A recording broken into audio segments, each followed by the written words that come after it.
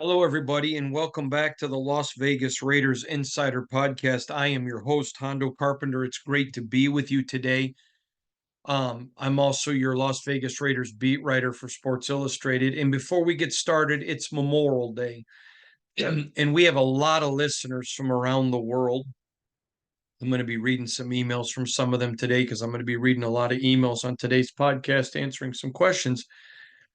And I know they're all listening, but in America, this is a very sacred, hallowed day. We have Armed Forces Day, where we honor people that are in the military now. We have Veterans Day to honor those who have been in the military. But in America, we close down, the government shuts down, and it's a day that we honor those men and women who gave their life for America and for American freedom, and in many cases for freedom in other nations. And I just want to say, as a son of a warrior, I remember one time on a Veterans Day, some people came up and thanked my dad, and my dad goes, "What made you do that?" And they go, "Well, it's Memorial Day." He said, "No, you don't thank veterans on Memorial Day. You should thank them every day, but Memorial Day is a day set aside," he said, "for my friends that were lost." And America is far from perfect. And I hope, hear what I said, I hope every one of you that lives in another country feels about your country like I do mine. But I believe America is the greatest nation in the world. And I am grateful because it's because of our veterans of every color, male and female, every religion or lack thereof, and every socioeconomic background that made the ultimate sacrifice.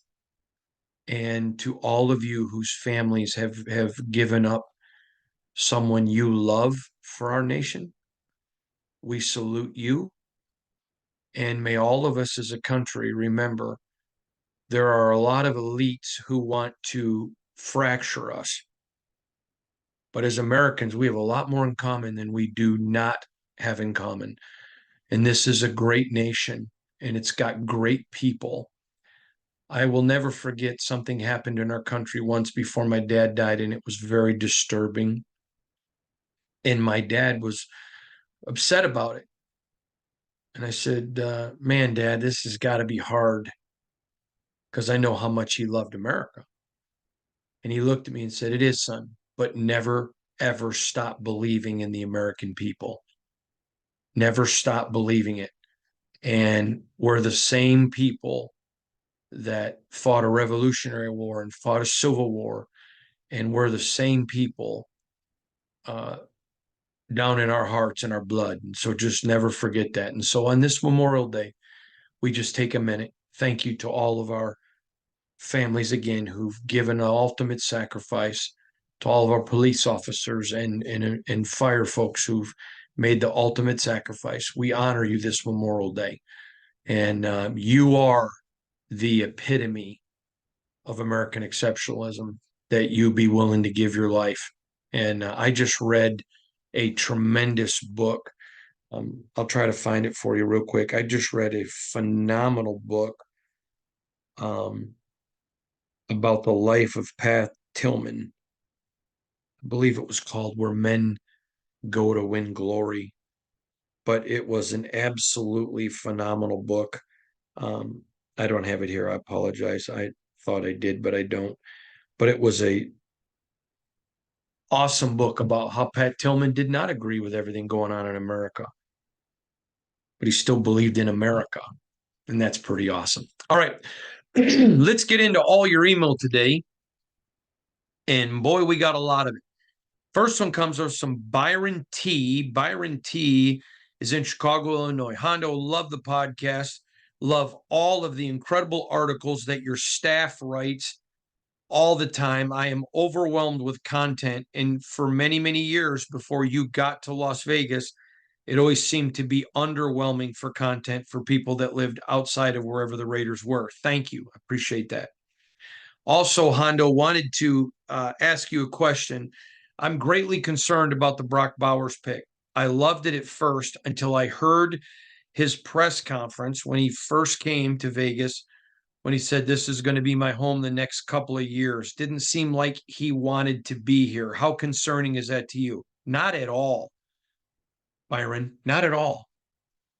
This is a kid.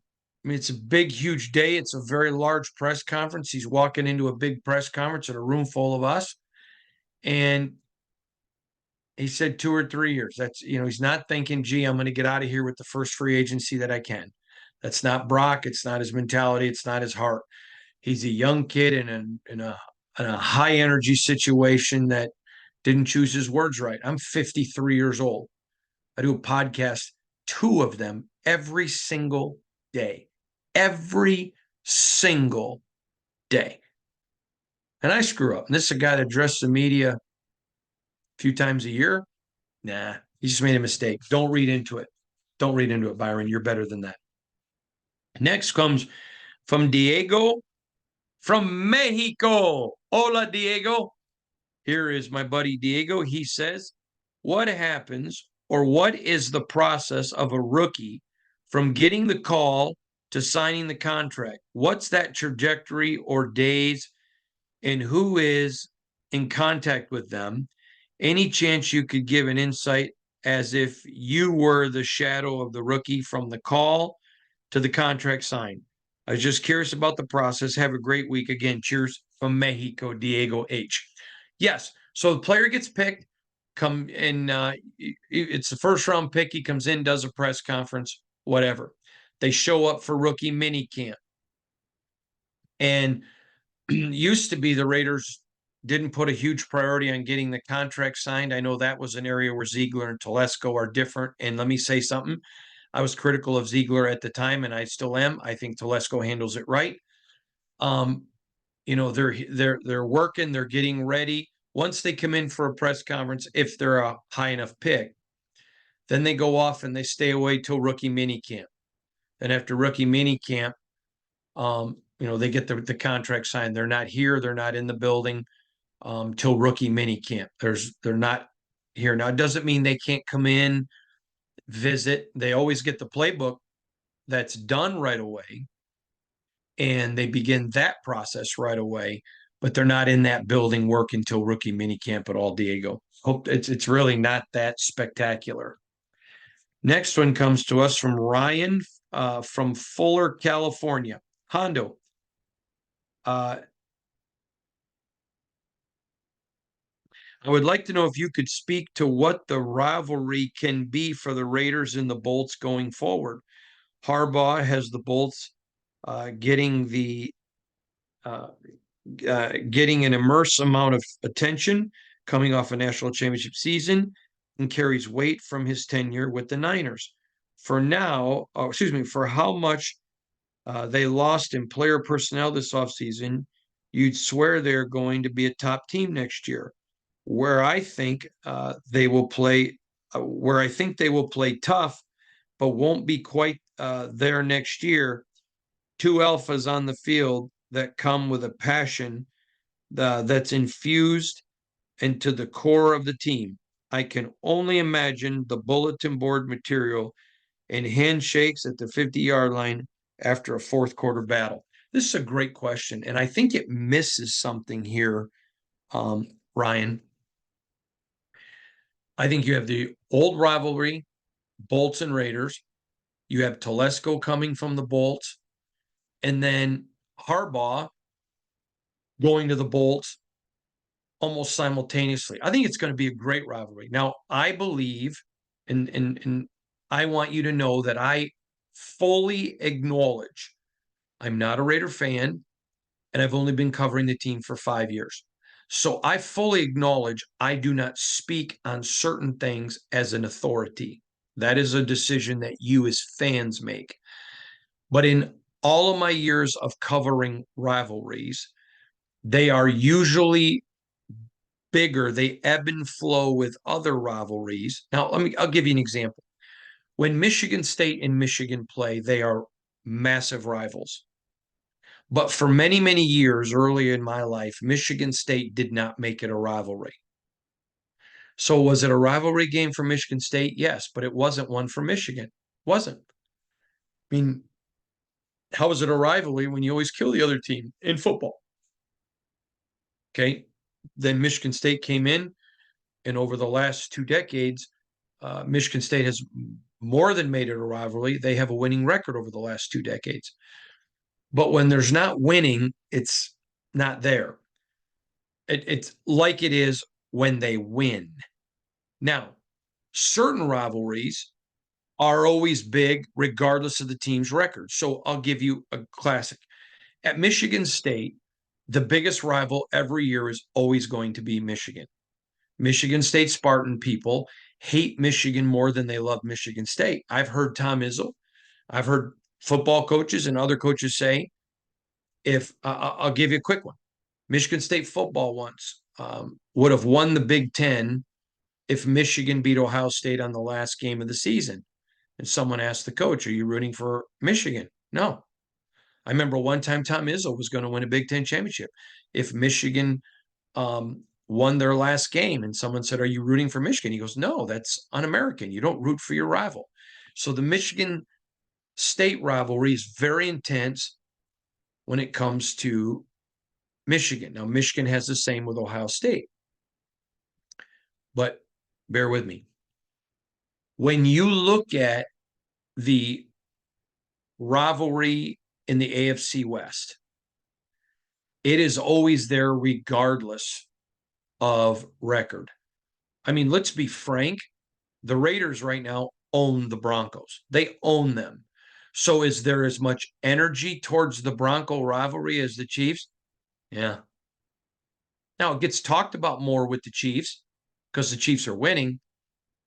But do I think that the Bolts rivalry is as big as the Chiefs? No. And I fully admit it may be different for you, speaking for Raider Nation. But having covered it for 5 years, there is different emotion for the Chiefs. Now, again, I think a lot of that has to do with the Chiefs winning, but there is emotion of rivalry with all three. So let's look at this picture a little bit. First of all, I think Jim Harbaugh is not a good coach. I think he's a great coach. So I think that I've said this even before Tom Telesco was fired by the Bolts. I think the Chargers' problem has been coaching, not talent. Tom Telesco did a great job getting talent, just terrible getting coaching. So I think they're going to get better. It's going to make the rivalry more intense. Telesco comes from there, going to make the rivalry more intense. Jim Harbaugh and Antonio Pierce are competitors who embrace rivalry. So that's going to be certainly fun. But they're also extremely respectful of the game of football and of one another. So do I anticipate each fan base loving on each other? No. Do I picture each coach wanting to beat the other one up? I mean, on the football field, yes. But do I expect there to be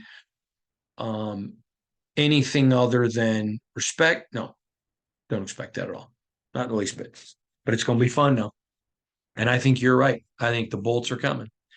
Next. AP walking around OTAs, not shouting or waving his stick. Remember, a lion doesn't need to walk around a jungle shouting, "I'm the lion." The animals already know. Do you think this coaching staff that is assembled is the best in the last 2 decades? Kindest regards, the letter L, Evans. Couple of things. I appreciate your analogy about the lion. I know lots of coaches who walk around and shout and carry a big stick who are very big coaches. So to me, I think that's a nice analogy on your part, but I don't think it's relevant to football. The reason I talked about AP at practice was because I thought it was very interesting, taking a ton of notes. And again, I saw him at one particular point mention to a player who did something right. That's why your coach is teaching you that way, and was very supportive of his coaches. But I will tell you this, because I've not covered the team nor been a fan for the last 20 years, my opinion is completely irrelevant. I will tell you that in the 5 years I've covered the team, this is not even close the best coaching staff. It's not even close. Not even close. But to go back and for me to make a profound statement when I wasn't here 20 years ago would be disrespectful of you and disrespectful of Raider Nation. Next one comes to us from Italy. Ho, Hondo, here is your friend Alessandro Cavalli from Italy. I play soccer for all my life. I never played football. Could you please break down how the play call works in a football match? Does the play caller call every single play? Does he give to the quarterback a set of scheme? Let's say an indication about what play has to be played. How much freedom has the quarterback in order to change the call? Thank you, my dear friend. Greetings from Italy. That is Alessandro. So this is a great question, Alessandro. So I'll explain it because it's very different than soccer. Obviously, as you know, because you watch the game, it stops after every play and they go back and huddle. The quarterback has a speaker in his helmet in which the offensive coordinator will call into him a play. Now, it used to be in old school football, but I was told Steve Grogan was the last one that did it full time. There have been others who at times called their own plays, but it wasn't full time. It was just they did it maybe in hurry up or whatever. But what happens is the person will call on the play, the quarterback has the play, he gives the play to the team, and then they go out and run the play. Now there are things that are called audibles. This is where the quarterback will change the play. So I'll give you an example. I know a football team, not saying if it's college or pro, but a successful football team, where if the quarterback yells out an animal, so let's say he said down, which means your offensive lineman go into a 3-point stance. 247, 247, zebra. That means the play we just called in the huddle, we're doing the same play, but the opposite direction. So maybe they had a power play going to the right, but the defense had an unbalanced line over there or brought a safety up in the box. Anytime they said animal, they would change the play. Now, I know, and we talked about this a couple weeks ago, Alessandro, where a lot of offenses now have two plays called, a pass play and a run play. And the first play that the quarterback calls is a pass play, or the play they want to run, actually. And the second play is the alternate. So they get to the line, and it used to be Omaha was we're changing to the second play. Well, then that became popular. And so I know of a team last year that in the first half, anytime they said a cartoon, then any calling of the cartoon was the second play. And then in the second half, they would switch, and cartoon meant we're sticking with the first play. It was a lot of work that goes into it. Now, there are other things that go into it. Okay. You have those audibles so you can change to pass or to run. But you also have to be careful because sometimes you may be in a 13 personnel, which is one quarterback and 3 tight ends. And all of a sudden the other team's stacking the box. It doesn't look good. And you need to audible to a pass because they're coming with a blitz. Everybody's up front. But you also know you got 3 tight ends. So this is where a lot goes into understanding the playbook. But yes, again, there are some quarterbacks that have some leeway. I know that Patrick Mahomes had some leeway. I know that Tom Brady had some leeway. But again, it wasn't all the time of calling their own plays. Again, the last quarterback that I know for a fact that called all of his own plays was Grogan. But I don't remember. I don't know of anyone other since him. I've known others that have more leeway and others that don't. I know that there were times where there was some frustration because Derek Carr got blamed for not getting the team out of some, but not audibling out of some situations, but he was told not to audible. And that's not on Derek. And I'm not, not making this into a Derek discussion. I'm just saying that was a quarterback that I was very familiar with. And I was familiar because one of his teammates told me, you should ask Derek about that. It's not fair to Derek. He's getting blasted. And so I did. And so there's a lot that goes into him, but usually it's the offensive coordinator because he knows the plan. Now, Alessandro, I'll give you a quick example. I knew of a formation that a team ran in a play, and they ran it 4 times. I believe it was once in the first quarter, once in the second, and twice in the third, and the defense stopped it every time. And it was a very distinct formation so that the defense would recognize it. And they knew it was going to fail. And fans were so mad. Why are they doing that? It doesn't work. I'm even yelling out in the crowd what's they're going to do.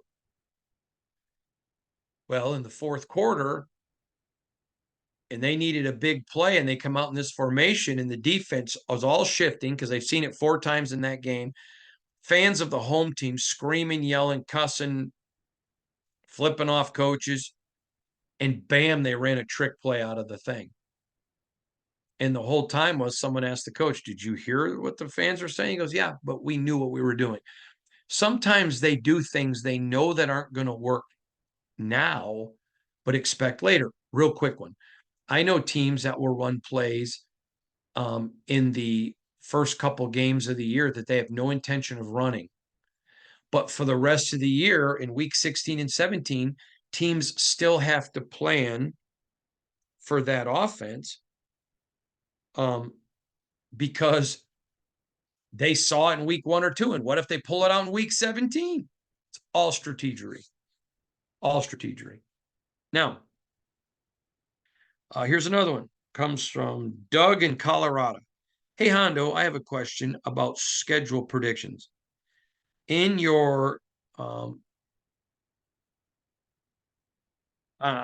in your camp. We have not seen it out of Aiden to know, but I've seen it, some very good qualities that give me hope, and I see some good things out of Gardner also.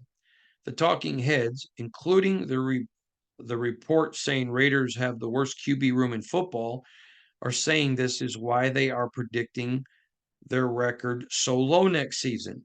My question for you is, when you do your predictions, what positions are a hindrance to more wins next season? Secondly, if QB is one of those, what do you see as the result in a win-loss record if one of them way overachieved what you experienced? That's Doug in Colorado. So a couple of things. First of all, I don't really comment on what other media say. They're allowed to have their opinions, albeit some of them are just mind-blowing ignorant. I talked to a national writer recently who I know very well, who had made some very condescending comments about Aiden O'Connell. And he goes, well, he hasn't showed me anything. I said, so 3 out of 4 wins in the AFC West was nothing. 9 touchdowns, 1 interception in the last 5 games. That's nothing. Okay. I just guess you and I have differences of opinion of nothing. I said, and you would probably complain if you won the lottery because you had to pay taxes. You had to pay taxes. I just don't understand it. Just makes no sense to me. I have not seen enough from Aiden to say he's QB1. Talking about in a Peyton Manning type QB1. But I've seen a lot from him to make me think he could be. And I think the Raiders, and I'm going to say it right now, there'll be no revisionist history with me. You guys know how I roll. I'm going to say it right now. If the Raiders fall on their face because of quarterback play this year, and I am not going to blame the Raiders for not taking a quarterback. They made the right decision. But I don't expect it. And then for your last question, you asked about, what players do I look at? I don't look at one player, Doug. I look at the team in totality. I'm at every game. So I'm in the locker room after the Kansas City game, and I saw the way the players responded to Aiden. So if they had had a rookie, my expectations would be cut exponentially low. But I've seen him win and I've seen him get better. So I can't, I honest to God, there isn't one position. I look at the team in totality. First thing I look at is the lines. And I think the lines on this team, the offense and defensive line, are better on a 9-win team.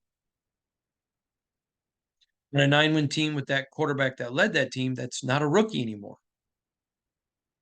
On a 9-win team that adds a Christian Wilkins to the defense. There you go, bud. I hope that answered your question. I hope that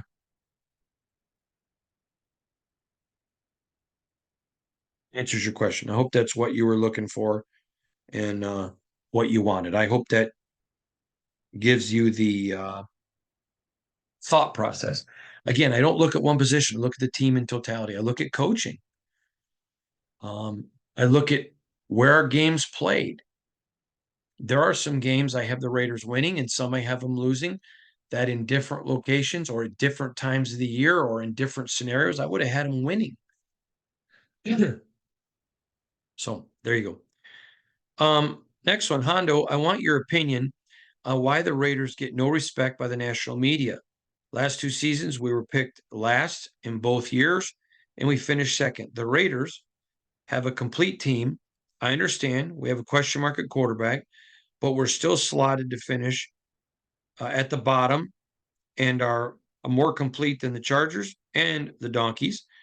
The Raiders remind me of the 49ers, a complete team with an average quarterback, Jeff Park. Well, all right, I would say again, I have no idea why the national media does what they do as far as their personal thought process, but I also know there are 2 things in the media world that drive readership: bad news, good news. So putting them in the middle of the pack doesn't move the radar. And Raider Nation is so big, they love to throw crap out there because Raider Nation, click, click, click, click, click, click, click. When I was telling everybody before the draft how much the Raiders loved Aiden O'Connell, they weren't going to take a reach on a quarterback, all this kind of stuff. I had people send me horrific email, how much they hated me. They wish I was dead, covering another team, that I was only in favor of Aiden O'Connell because he was white or because he was a Christian or because of whatever.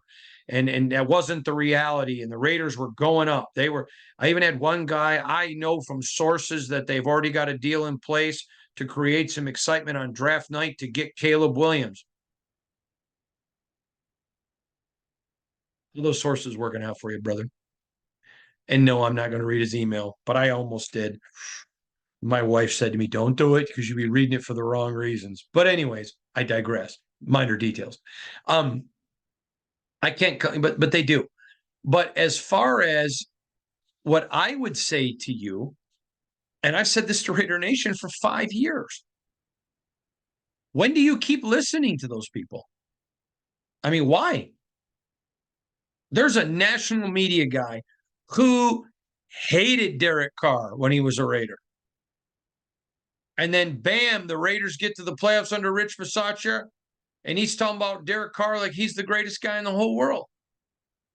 I know people who got you guys all up. Boy, we're hearing Raiders are working the phones trying to move up for Jaden Daniels. This was 10 days before the draft. I'm like, no. Do you hold them accountable? The Raiders have come out and said they weren't. See, there's nothing wrong with a media person getting a story wrong. I have no issue with that. But to make it up or to hype it up, come on. I predicted one year the Raiders to go 12-5, and I was horrifically wrong. And I still wipe my nose in the stink of it. I deserve that. But I was making a prediction. But when I report to you, this is what I know, that's what I know. And I can't know it if it's Hondo's opinion. That's why I'm constantly trying to tell you, this is my opinion. This is what I think. But there are some really good media people that just miss it, make a mistake. Okay. They're not bad media people. Then there are some that just consistently do it, and you keep click, click, click, click, click, click, click. Start keeping receipts. It's real easy to do. Okay. Now, I want to say something, but I probably shouldn't. And I've learned at 53, if I have a check watch guard by my mouth, I should probably obey it. Oh, I want to say it so bad. Here we go. Next. This comes from Colin S. in Lubbock, Texas. My question is, if the Raiders miss the playoffs, do you think AP will want to throw the bag at Dak Prescott?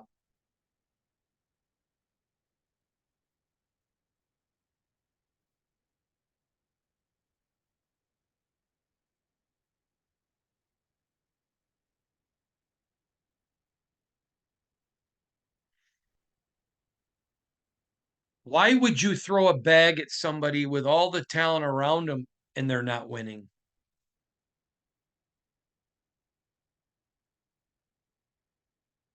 I don't even know where this comes from. I had people emailing me this year the Raiders should trade for Dak Prescott. Are you kidding me?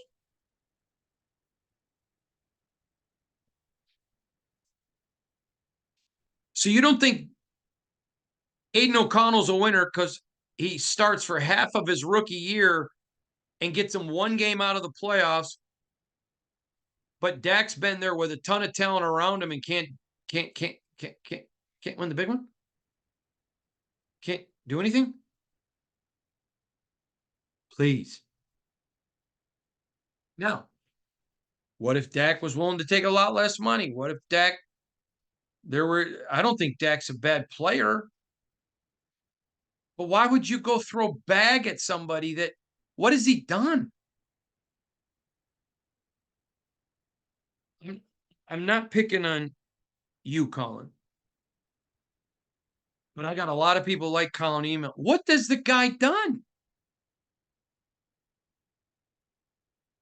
I'll go buy a hamburger off the McDonald's dollar menu, and I expect to get the beef the quality of a dollar. But when I go to Lowry's the prime rib and get $100 prime rib, I expect the quality to be better. Why would you throw bag at a bacon double cheeseburger? You throw a bag at the Lowry's the prime rib. With guys like Devontae, Max, Colton, Spillane, Wilkins getting older, do you think the Raiders will move to a win now mode and change quarterbacks? They're in a win now mode. That's why the guys who are older are still here. I told you beginning of the year, Colin, if they were not in win mode, Devontae would be gone. They're in win now, and they think the answer is Aiden or Gardner. If it doesn't work out, do I think they go get another quarterback? Yes. Do I think they throw a bag at somebody who doesn't have enough clothes to fill a suitcase or enough big wins? Why? This is the same mentality people, we got to move up and go get somebody at the top of the draft when 40% of them work out. But what if there's nobody there? Throwing bag doesn't make somebody a great quarterback. But hey, when I'm done, I'm going to run to McDonald's, get a single cheeseburger, plain. Charge me $90 if you would. I'm throwing bag at it. Bag. Come on, buddy. Let's keep going. Would you love to know? I would love to know your thoughts. I really want Coach Pierce to succeed, but I know you got to make the playoffs in the NFL. Thanks. Okay. I agree. Players believe in Aiden. If you want Pierce to be your coach and he believes in Aiden, you got to trust him. If it doesn't work, yes, they'll get another quarterback. That's a no-brainer. But to throw a bag at Dak Prescott? I wear a lot of suits. And when I go to my tailor, because I'm a big guy, it costs me bag to get my suits. I'm not running to Sears and Roebuck throwing bag at a suit. You throw bag at what is immensely valuable.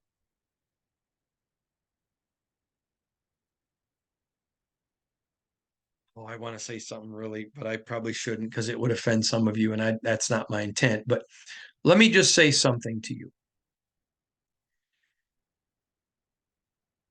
There's a lot of people in Dallas that would like to move on from Dak. And you are interested in throwing the bag at Dak Prescott.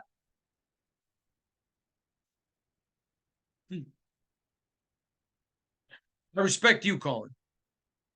I just don't get this mentality of all the people who act like Dak Prescott is Patrick Mahomes or Josh Allen or Joe Burrow or CJ Stroud. Dear God, just look in the state of Texas. Would you rather have Dak Prescott for bag or CJ Stroud for bag? Well, of course we know the answer to that. Come on now. I don't think Dak's a bad player. I don't think Dak is a bag player. Okay. I think Derek Carr's a good quarterback. I do. Do I think he's a throw bag at him kind of guy? Nope. No. So could I see a scenario that Dak, if all the quarterbacking fails, that maybe Dak comes here? Sure, I could.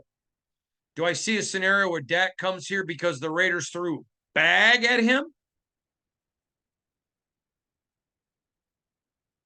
No. Let's keep going. This is from John.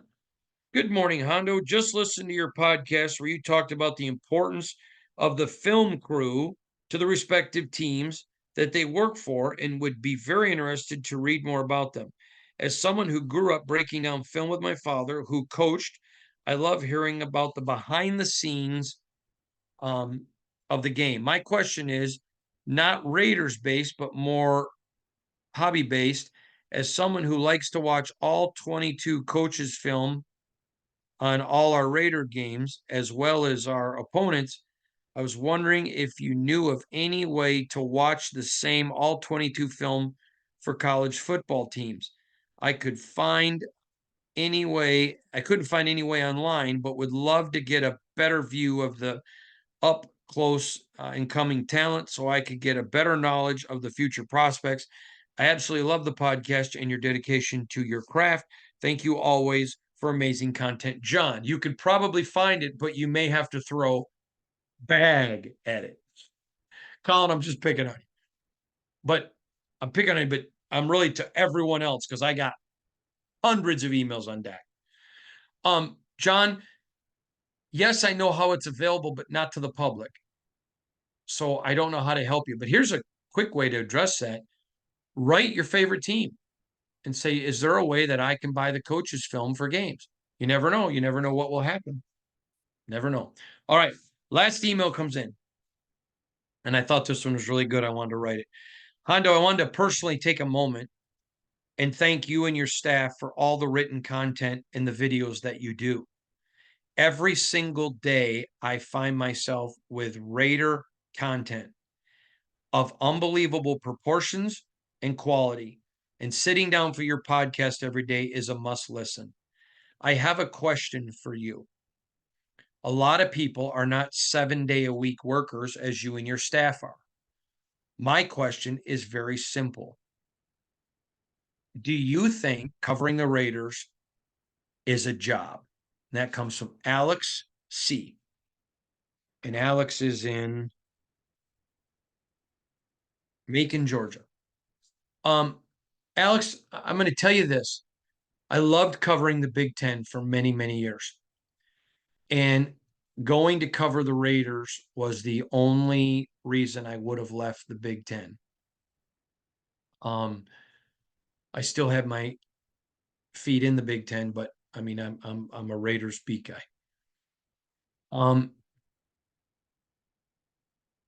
in my opinion, the Raiders are the most iconic professional sports franchise in the world.